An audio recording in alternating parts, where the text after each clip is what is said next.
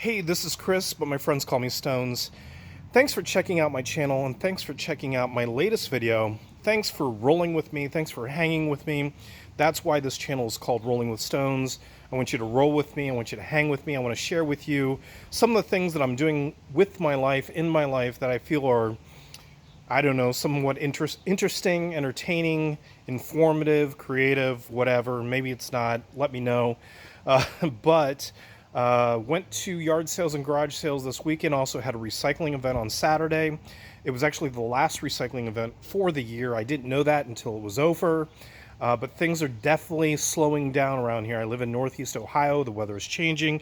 It's beautiful for now, but that other stuff will be coming later, which means the yard sales will stop, the garage sales will stop, and those opportunities to source from yard sales and garage sales will stop until the weather changes again. But there was a few yard sales this weekend, not much, but there's a few things that I wanted to show you, plus the things that I found at the last recycling event.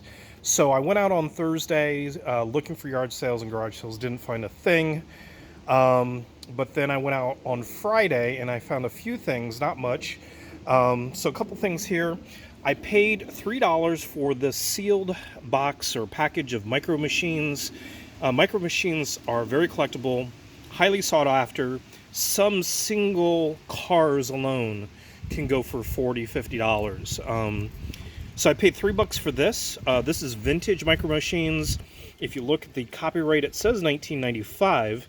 But when I zapped the barcode with the eBay app, it pulled up a lot of listings for the same set, but saying it was copyright 1996.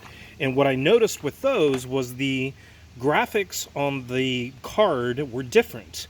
Here it features vehicles all traveling in the same direction, but the ones that were listed show vehicles going in both directions, kind of heading towards each other. But then I went to the solds and I noticed that the ones that have the copyright for 1995 and have this artwork on the back sell for more than the ones that were copyright 1996. So this is worth about $45 for this year, 1995. If you have the 1996, it's worth about $30, $35 at the most. Then I went to another yard sale and bought a bunch of books. Books don't do well for me. I'm very rarely finding books that have any value. These books were $1 a piece. I bought a set of these Reader's Digest Best Loved Books for young readers.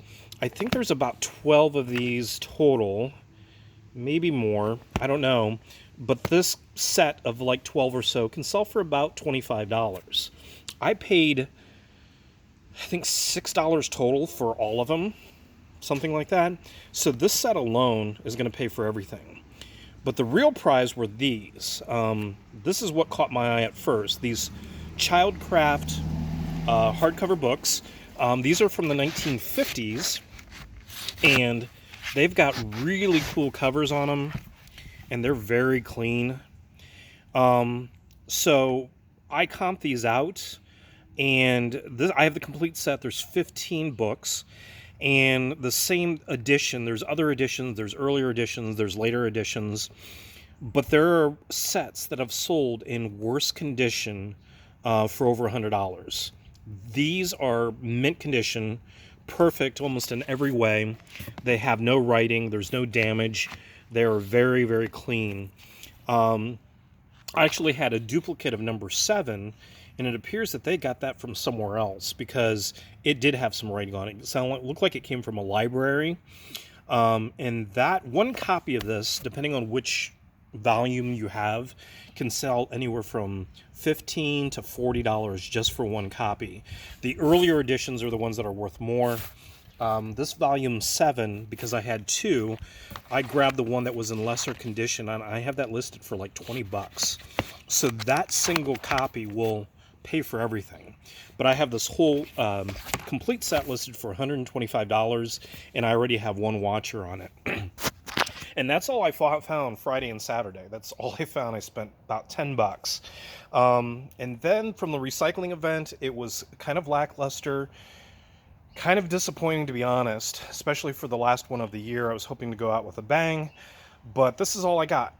So this was a smaller recycling event, And basically what ends up happening is if the recycling event is hosted or promoted or booked by like a city or a township, those do really well because they have the resources to really get the word out to the community about the recycling event, and those tend to be extremely busy. When they are booked or promoted by an independent organization or business or whatever, they tend to be smaller because those people don't have the resources to really get the word out as effectively. So this one was actually hosted by a church, which is the first time I think I've ever done one that was hosted by a church. And again, the turnout wasn't that great. And this is all I came home with. A bunch of Xbox One controllers. I looked these up. They sell for about $20 a piece.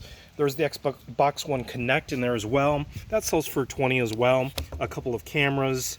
And that's it. We're looking at maybe $200 worth of stuff, which is very, very low compared to what I normally bring home.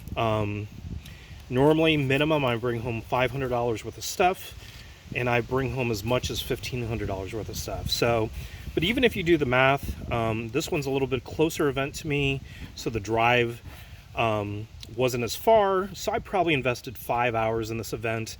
So you're still talking $40 an hour. I've never had a $40 an hour job, so it's still it's better than a full-time job, in my opinion. So then I went to a yard sale this morning on Sunday. This yard sale, I saw signs for it on Saturday as I was heading out to the recycling event, but I couldn't stop because the yard sale didn't start till 10. I had to be at this recycling event by like 9:30, 9:45. It was just down the road from me, the yard sale.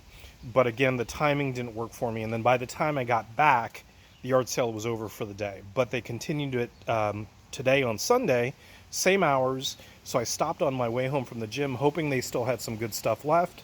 And this is what I found. The first thing that caught my eye was this is definitely vintage toys. Definitely G.I. Joe vintage. There's pieces and parts. This is Star Wars, of course. But a lot of G.I. Joe parts and pieces. Whether it's complete, if there's anything that's complete in here, I don't know. There's vehicles, there's weapons, there's even some action figures. There's an action figure. I didn't even see him before. Then I start seeing other things too. I saw cassettes, and I do really well with cassettes as well. So I started digging through this, and there's a bunch of junk as well. There's even a beer tap in here somewhere that I saw that I thought was interesting. I thought it was an old telephone.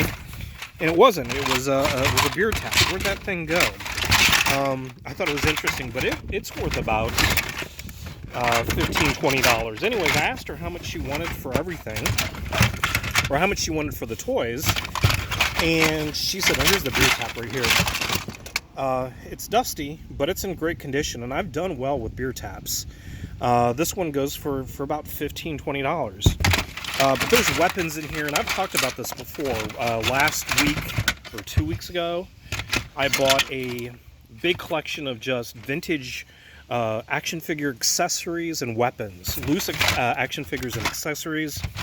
And I explained how those can be very valuable because a collector who is trying to make a complete action figure may need just the one weapon or the one accessory or whatever it may be, and some of those parts can go for a lot of good money. And I paid $6 for almost 100 pieces of accessories and weapons, and I'm actually going to show you that here in a minute, and I'm going to show you my update on that. But there's seats, there's all sorts of things. Here's a raft. This is definitely Cobra. There's a Cobra symbol there. And then there's cassettes. Some of them are just okay, you know, and a lot of them are missing the inserts, which brings down the value. But I was digging through here, and there's a Kiss one right here, and I still don't know what's in here. I haven't really dug through, but one of the cassettes that I pulled out, and I laid this aside so I didn't lose it, is this Low End Theory Tribe Called Quest cassette. And I looked this up. There's only one listing for this cassette currently on eBay, and they want almost more than $70 for it, like $65 plus shipping. When I looked at the sold listings, there are sold listings from anywhere from $30 to $40. There was one brand new copy, still factory sealed, that sold in auction for over $150. Because there's only one listing for this on eBay, I'm going to list mine for like 50. So I'm going to try to push the bar as far as the price on used condition, but I want to undersell the only other copy that's on eBay right now. So 50 bucks for that. That's going to pay for everything. And what I mean by everything is my other purchase, which was a PS3. I asked her how much she wanted for this. She said that her son wanted $25 for everything. There's a few games, the console, third-party controller, and the cables. I've mentioned before, I don't normally pick up consoles anymore because I get them for free at the recycling event. Matter of fact, this exact same model, there's multiple models of the PS3, I just sold last week. I listed last week from the last recycling event, and it's this exact same model, and it sold within 24 hours for $125. I put 5 loose games with it. I mean loose as in there's no cases, there was no manuals, no nothing, and it sold within 24 hours. Now it had a OEM controller, not a third-party controller, but other than that, it sold for $125. I may just sell this as a console only, and the different ones have different values, and they have actually different sizes of hard drives.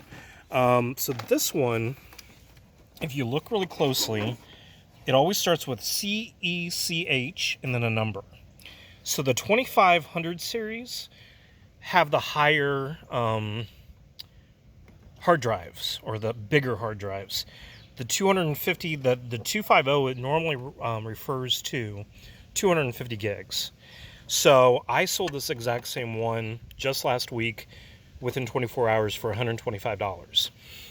So I got her down to $20 on this because I pointed out that it had a third-party controller. I pointed out that it may not even work. And then she also had the Guitar Hero Live controller that went with it, but I told her that it was useless without the dongle, and we couldn't find the dongle anywhere. So she offered it to me for $20 for everything there, and I left the Guitar Hero controller because it was worthless. So $25 for everything, and again, that one cassette is going to get double that. So that was a good find. I'm really excited to dig through here and see exactly what I have and what some of the stuff is worth. Again, talking about vintage accessories, I brought this up in one of my last videos. I started going through these, identifying them, and I'm almost done. I have a small pile that I can't figure out, and it'll take some time maybe, but I've identified most of these. Now the question is, I haven't listed any yet, and the question is, for example, here, this is 2 pieces. It goes for the 1990 TMNT Joe Eyeball. So do I sell the gun separately? And this little guy, this guy's name is Joe Eyeball. Do I sell him separately, or do I sell them together? So the question is, if a collector is trying to complete their action figure, they're probably not necessarily looking for every piece. They're probably trying to find the 1 or 2 pieces that's going to complete it, but not everything. So it'll probably be a slower sales if I sell them separately. I don't know, or maybe they'll sell faster. I don't know.